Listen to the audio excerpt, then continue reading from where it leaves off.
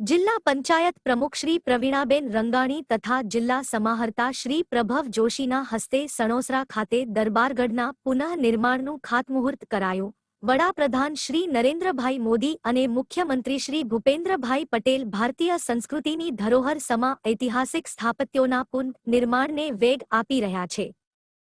જિલ્લા પંચાયત પ્રમુખ શ્રી પ્રવીણાબેન રંગાણી રાજકોટ જિલ્લાના સણોસરા ગામ ખાતે જિલ્લા પંચાયત પ્રમુખ શ્રી પ્રવીણાબેન રંગાણી અને જિલ્લા સમાહર્તા શ્રી પ્રભવ જોશીના હસ્તે રાજકોટ જિલ્લાની ઐતિહાસિક વિરાસત દરબારગઢના પુનઃનિર્માણનું ખાતમુહૂર્ત કરવામાં આવ્યું હતું।